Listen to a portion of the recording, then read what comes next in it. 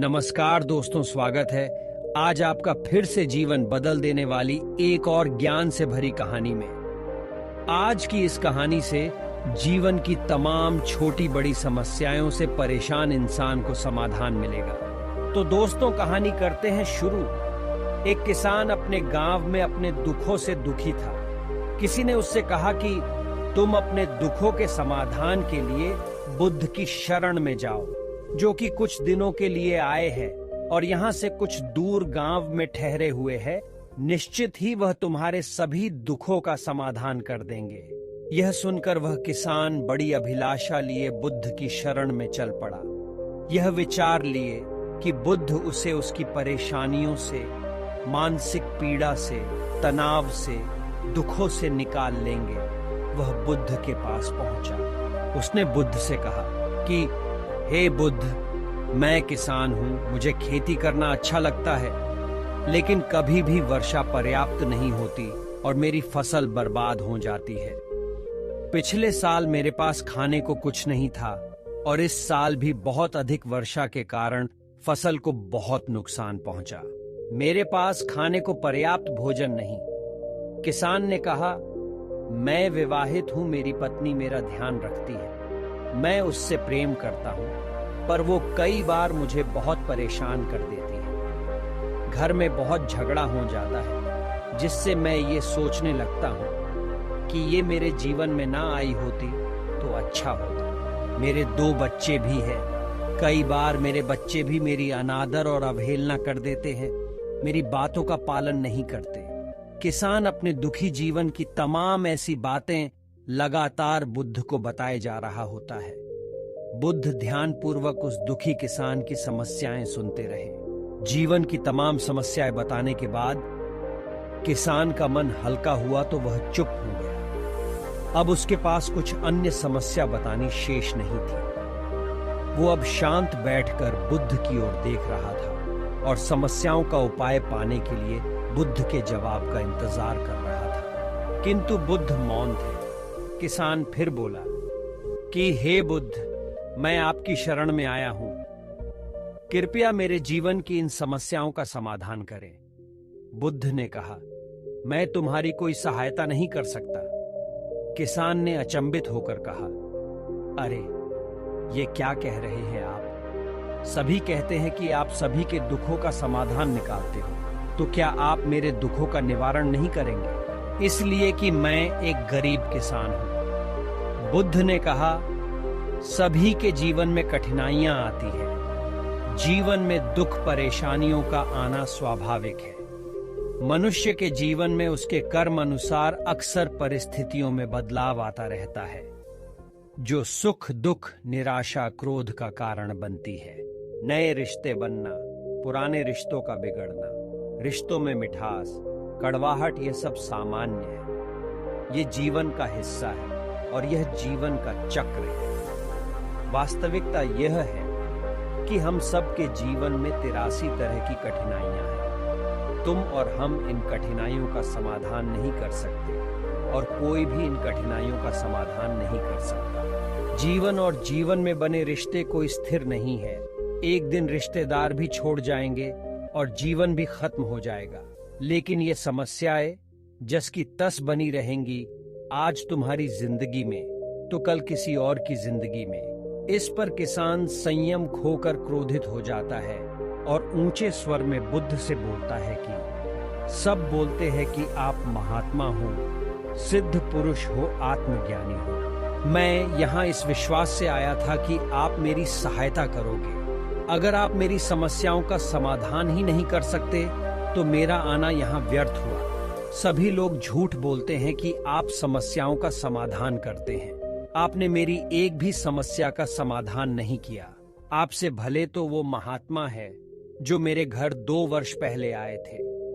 उन्होंने मेरे से यज्ञ कराया, दान दक्षिणा करवाई और मेरे मन को अपार शांति मिली। कुछ सुख भी आया, कुछ दुख भी कम हुए, लेकिन आपने तो मेरी किसी भी समस्या का समाधान न निकाला। आपने तो सीधा मुझे मना कर दिया। बुद्ध ने कहा, क्या तुम्हारे वो सब करने से जीवन के सभी दुख समाप्त हो चुके हैं? इतना करने के बाद भी तुम अब इतने परेशान क्यों हो? अब तो पहले से भी अधिक दुखों से घिर गए हो। तात्पर्य यह है कि जीवन में दुख कभी समाप्त नहीं होते।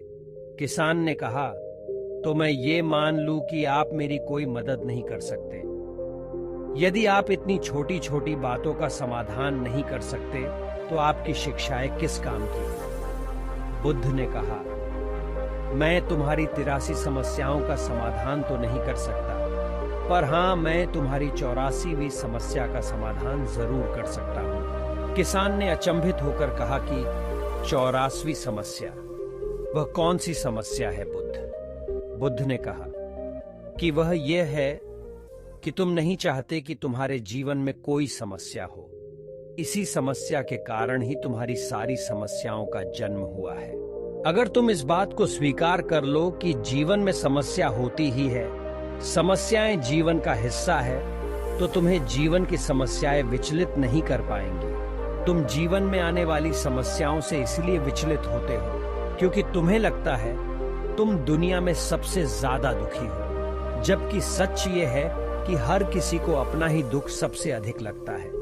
लेकिन जिस दिन से तुम यह समझना शुरू कर दोगे कि बाकी लोगों के मुकाबले मेरा दुख तो बहुत कम है, तब उस दिन से कोई भी दुख तुम्हें प्रभावित नहीं कर सकेगा। जब तक तुम ये चाहते रहोगे कि जीवन में कोई समस्या ना आए और मैं हर दुख तकलीफ से बचा रहूं, तो यह संभव नहीं। ऐसे में तो हर छोटे से छोटा दुख भी तुम्हें बेचैन कर देगा, तुम्हारी मानसिक शांति को भंग कर देगा। यदि तुम्हारे जीवन से कठिनाइयां बिल्कुल खत्म कर दी जाए, तुम्हें रोज हर पल बिना दुख कठिनाइयों का जीवन जीने को मिले, तो तुम अधिक समय तक ऐसा जीवन जी ही नहीं पाओगे। एक समय ऐसा आएगा कि रोज वैसा जीवन जीकर तुम जिंदगी से पूरी तरह तंग आ जाओगे, बोर हो जाओगे, क्योंकि जीवन में हद से ज्यादा कोई भी चीज जीवन के लिए भयानक समस्या खड़ी कर देती है। आरामदायक जीवन जीकर मन और शरीर दोनों से अपंग हो जाओगे।